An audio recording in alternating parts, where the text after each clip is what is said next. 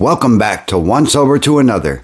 I'm Wayne, and I'm still an alcoholic.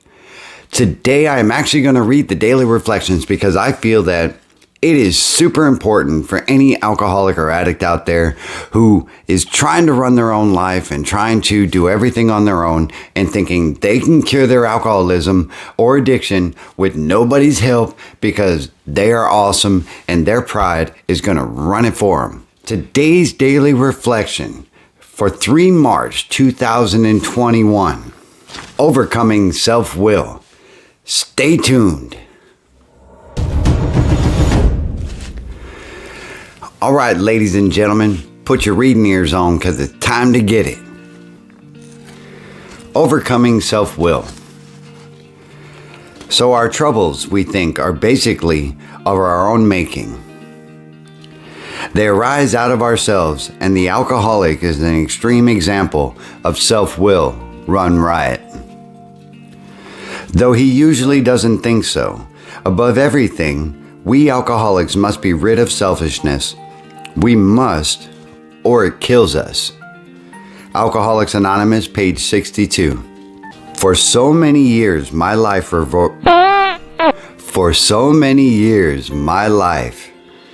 revolved solely around myself. I was consumed with self in all forms.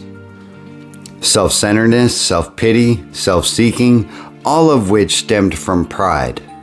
Today I have been given the gift, through the Fellowship of Alcoholics Anonymous, of practicing the steps and traditions in my daily life, of my group and my sponsor, and the capacity, if I so choose, to put my pride aside in all situations which arise in my life. Until I could honestly look at myself and see that I was the problem in many situations and react appropriately inside and out. Until I could discard my expectations and understand that my serenity was directly proportional to them. I could not experience serenity and sound sobriety. A lot of you folks just went, AA? Why do I need AA? Why do I need Alcoholics Anonymous? Why do I need Narcotics Anonymous? I put myself in this situation. I'm pretty sure that I can get out of it by myself. Well, that's your ego talking, man. And if you're an alcoholic like me, your ego has run everything that you've ever tried to do. Think about it, man. Think about it in past history of all the situations where you found yourself going, how the hell did I get here? More times than not, man, I'm pretty certain that your ego played a part in that. I can handle this. I can get out of it by myself. I don't need anybody's help. I am in charge of my own destiny, and all these other random ass thoughts that put you exactly where you're at right now. This might not apply for everybody, and I understand that. But for today's daily reflection for me, I still find myself, full of pride and not willing to admit that I need some help. Matter of fact, that's one of my character defects and one of my faults is that, I don't want to have to ask for help. I want to be able to do it by myself. If that was the case and that were true that it works, then I wouldn't, I would have quit drinking a lot sooner. 23 plus years of being tied to that bottle, I always told myself, I can handle this. I could handle being homeless. I could handle going to combat. I could handle all these other random things in my life without anybody's help. So why couldn't I stop this? Because my ego told me that I had control of everything, and my self-centeredness, told me that, I'm awesome enough and I don't need people's help. That wasn't the truth. And if you've experienced some of the things that I have, then you've been in a place to where you thought that you were the most important thing. Unfortunately, folks, for me, that didn't work, and I don't know what it is for you. I mean, as always, drop your comments below so somebody can get some of that. Every morning I wake up, I thank God for me being able to be of service to people like you and being able to provide these kind of videos that might be helpful to somebody. Now, I get a lot of, I don't know. I would say if YouTube was a popularity contest, I'm not winning.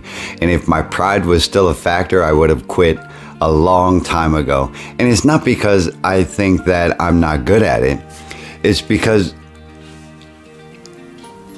unfortunately, what I think YouTube is built around is, what gets people engaged for longer than 2 minutes.